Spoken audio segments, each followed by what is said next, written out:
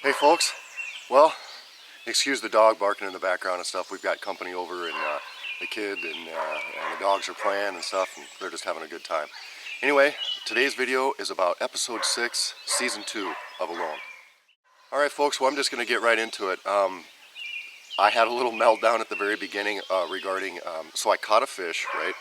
And just like on the show, it said it was like 1 in the morning, 1:30. So I caught a fish, and then I was extremely tired, and I wanted to make a fire. I just wanted to hurry up and get that fire going and cook my fish. Well, I had made, they didn't show it, but I had made charred punkwood earlier. I made some, I tried to show some skills regarding that, so I made some in the ashes or dirt of my fireplace, but I also made some in my pot. And that was probably some that I made in my pot because that stuff turned out better. But in that environment, it seemed like the charred punkwood would absorb the moisture after so many days and would not catch a spark very readily. If you've ever made, if you make lots and lots of char, you will find that some of it is better than others, and that some of it after a few days does not accept a spark as readily as it did as soon as it came out of the tin. So if you experiment with it, you'll see there's little nuances when it comes to char. So I made some charred punkwood, and I could not get it to take a spark, and I was really bummed. So I mean, I had probably some cedar bark or something that was not readily accepting a spark on its own. So I was trying to enhance that, or prepare for my next fire and make the char. Well, it wouldn't take a spark. And I mean, I was just tired and frustrated, and the profanity came out. So that's just the way it is, I blow up and then move on.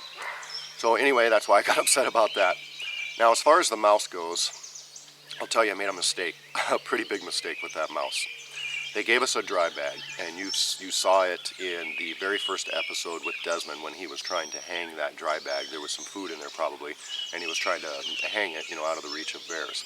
Well, I did not have any, after the first episode or whatever, I did not have any issues with any predators or bears or anything that I was aware of. I didn't hear anything, or, I wasn't worried about it. So I thought, hey, let's use that dry bag and put my clothes in there, and then put my food in my backpack because I've got no worries about animals. Big mistake. That stupid mouse came out, and I had my backpack really close to my sleeping area, just, to keep it dry and everything. That stupid mouse came out and started nibbling on that backpack, literally like right by my head. And I kept waking up and scurrying him, or shooing him away, and he'd come right back. And then I'd wake up and I'd scurry, it was a long night of waking up and making him move. And at the very end, I remember just being just dog tired, and it was almost morning. They're nocturnal mice. And I woke up, and I saw him scurrying away. He was just flipping me the tail and like, see you later, sucker, I got what I wanted. And so, I mean, I was just tired and beside myself with that stupid mouse. And so after that, I went ahead and changed things up again, put my food back in my dry bag, and took care of it. But man, what a destructive little sucker. Holy smokes, nothing like trying to do battle with that mouse. I mean, my shelter I couldn't stand up in, so I couldn't, like, every time I tried to shoo him away, it wasn't like I could spring up out of my sleeping bag and try to stab him with my spear or whatever. It was just, I was really tucked in there. I couldn't really move. I mean, I could move, but I couldn't launch myself at him like I needed to. So anyway, that's the deal with the mouse. And yeah, I moved. It was a long ways, probably, I'm gonna guess 400 or 500 yards. I figured through some pretty thick salal brush. I didn't try that way at first because that's kind of where my creek came from, and it was so thick that I was like, this is going to be a pain to try to move through here. But that was the last place I had explored, and I just kind of went for broke and took off. After about 100 yards through that salal brush, it opened up. It was still semi-rugged, but it was definitely a lot easier after the first 100 yards. And then, as you saw in the episode, I started seeing a lot of chanterelles. And so, anyway, it moved to the new area, nice and flat, building materials, more building materials than what I had access to before, a lot more dry wood, just everything seemed to be looking up. My cove was bigger, a lot bigger.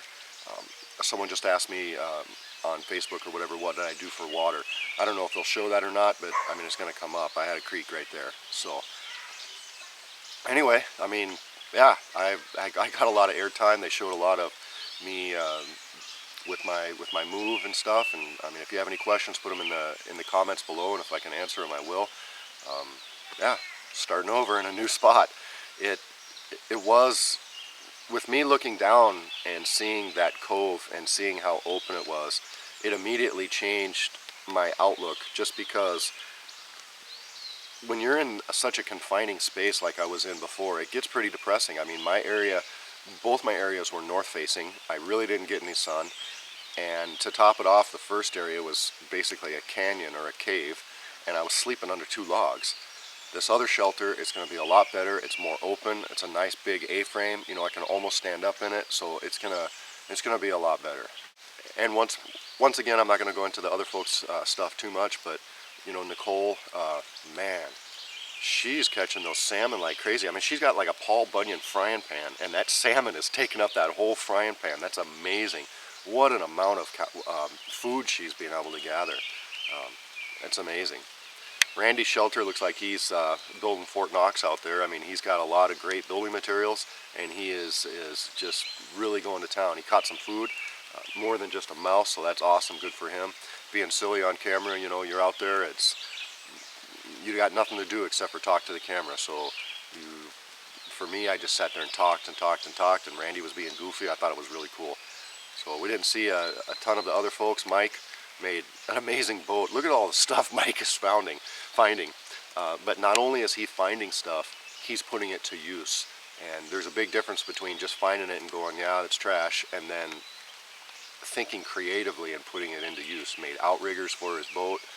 That would be huge. I mean, to be able to go out there, and even just to go out there and sit and fish, you know, with like how David's doing with a hand line, or you know, a stick as a fishing pole.